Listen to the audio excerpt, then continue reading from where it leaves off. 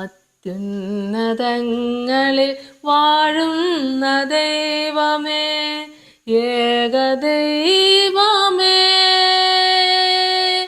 നിന്നെ സ്തുതിക്കുന്നു ഞങ്ങൾ, നിന്നാമം വാഴ്ത്തുന്നു ഞങ്ങൾ.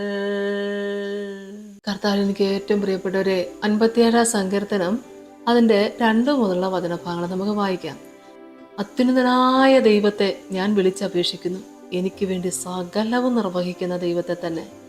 എന്നെ വിഴുങ്ങുവാൻ ഭാവിക്കുന്നവർ ധിക്കാരം കാട്ടുമ്പോൾ അവൻ സ്വർഗത്തിൽ നിന്ന് കൈനീട്ടി എന്നെ രക്ഷിക്കും. ദൈവം തൻ്റെ ദയയും വിശ്വസ്തതയും അയക്കുന്നു. ഹല്ലേലൂയ, സ്തോത്രം. അനുഗ്രഹമാർന്ന തിരുവചനം. ദൈവമക്കളെ, ഇത് നമ്മളൊന്ന് നോക്കിയാൽ, ശൗലിൻ്റെ മുമ്പിൽ നിന്ന് ഗുഹയിലേക്ക് ഓടിപ്പോയ കാലത്ത് ചമച്ചത് എന്ന് പറയുമ്പോൾ അത് എത്രത്തോളം ദാവീദ് രാജാവ് ഇവിടെ വലിയൊരു പോരാട്ടത്തിൻ്റെ നടുവിലാണ് നിൽക്കുന്നതെന്ന് നമുക്കറിയാലോ. ഈ സമയത്തും ദൈവമക്കളെ ദൈവത്തോടാണ് പറ്റിച്ചേർന്ന് നിൽക്കുന്നത്. ഈ കാര്യങ്ങളൊന്നും ചെന്ന് ലോകത്തോട് പറയാനോ, ഇത് അവിടെ ദാവീദ് രാജാവിൻ്റെ കൂട്ടത്തിൽ ചിലപ്പോൾ ഒരു പക്ഷേ ആരെങ്കിലുമൊക്കെ ഉണ്ടാവും, അവരോട് പറയാനുമല്ല, അത്യുന്നതനായ ദൈവത്തെ ദൈവമക്കളെ അറിയിക്കുന്നൊരു മനസ്സ്. അത് മാത്രം, അത്യുന്നതനായ ദൈവത്തെ ഞാൻ വിളിച്ചപേക്ഷിക്കുന്നെന്നാണ് പറഞ്ഞത്. അവിടെ ഇല്ലാത്ത സഹായം ഈ ലോകത്ത് എവിടെ ചെന്നാൽ കിട്ടും. ചിലപ്പോൾ ചിലരൊക്കെ സങ്കടങ്ങളും പ്രശ്നങ്ങളൊക്കെ ഏറി വരുമ്പോൾ പറയും, പ്രാർത്ഥിക്കാൻ പോലും മറന്നുപോയി, അല്ലെങ്കിൽ പ്രാർത്ഥിച്ചിട്ട് ഇനി എന്നാ കാര്യം. യേശു കർത്താവ് പറഞ്ഞു, മടുത്തു പോകാതെ പ്രാർത്ഥിപ്പിൻ.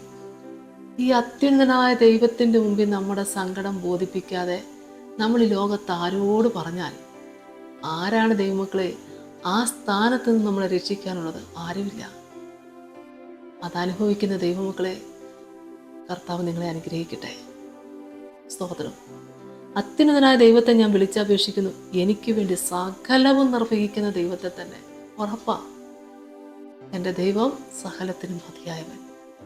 എനിക്ക് വേണ്ടി സകലവും നിർവഹിക്കുന്ന ദൈവത്തെ തന്നെ വിളിച്ചപേക്ഷിക്കുന്ന ദാവീദ് രാജാവിൻ്റെ ഒരു മനസ്സത്ര അനുഗ്രഹ ദൈവമക്കളെ. ദൈവത്തിന് നന്ദിയോടെ സ്തോത്രം. ഹല്ലേലൂയ. ഒരുപക്ഷെ ദാവീദ് രാജാവ് ദൈവസനിൽ പ്രാർത്ഥിച്ചല്ലോ, ഒരു നിർമ്മലമായ ഹൃദയം നീ എനിക്ക് തരണമേന്ന്. ചോദിച്ച് മേടിച്ച ഹൃദയമാണ്. സ്തോത്രം. ആ ഹൃദയത്തിൽ നിന്നുള്ള പ്രാർത്ഥനയത്. ആമേൻ. എനിക്ക് വേണ്ടി സകലം നിർവഹിക്കുന്ന ദൈവത്തെ തന്നെ. എന്നെ വിഴുങ്ങുവാൻ ഭാവിക്കുന്നവർ ധിക്കാരം കാട്ടുമ്പോൾ അവർ സ്വർഗത്തിൽ നിന്ന് കൈനീട്ടി എന്നെ രക്ഷിക്കും. ഉറപ്പാ.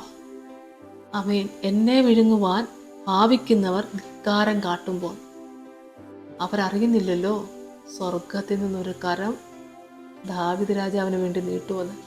വിശ്വസിക്കുന്ന ദൈവമക്കളെ, നമ്മളെ വിഴുങ്ങുവാൻ അനേകരെ ഭാവിക്കുമ്പോൾ ദൈവത്തിൽ ആശ്രയിക്കുന്ന മക്കളെ സ്വർഗത്തിൽ നിന്നൊരു കരം നീട്ടും. ആമേൻ. ആ കരങ്ങളിൽ നിന്ന് വലിച്ചിഴച്ച് കൊണ്ടുപോകാൻ ഈ ലോകത്താരും ജനിച്ചിട്ടില്ല. സ്തോത്രം. അത്ര വലിയ കരങ്ങൾക്ക് കീഴിൽ നിന്നുകൊണ്ട് നമുക്കൊന്നിച്ചിങ്ങനെ ദൈവത്തെ ആരാധിക്കാൻ ഇടയാക്കിയ ദൈവത്തിന് നന്ദിയോടെ സ്തോത്രം. അതേ അടുത്ത വചനം പറഞ്ഞു, ദൈവം തൻ്റെ ദയയും വിശ്വസ്തതയും അയക്കുന്നു. ആമേൻ. നമുക്ക് പ്രാർത്ഥിക്കാം.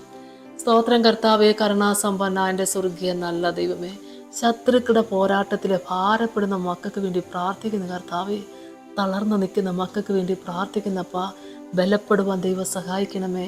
അത്യുന്നതനായ ദൈവത്തെ വിളിച്ചപേക്ഷിക്കുന്ന മക്കളെ ആമേ സ്തോത്രം കർത്താവേ, കൺമണി പോലെ കാക്കുന്ന ദൈവമായ കർത്താവേ, യേശുവേ സ്തോത്രം കർത്താവേ, ശത്രു തൊടാതിരിക്കുവാൻ ആമേൻ, പെട്ടെന്നുള്ള മരണത്തിൽ നിന്നും ആപത്തനർത്ഥങ്ങളിൽ നിന്നും വിടുതൽ പ്രാപിപ്പാൻ ആ വിരിച്ച ചിറകിൻ മറവിൽ മറയ്ക്കുന്ന ദൈവത്തിന് നന്ദിയോടെ സ്തോത്രം ചെയ്യുന്നു, സ്തുതിക്കുന്ന കർത്താവേ.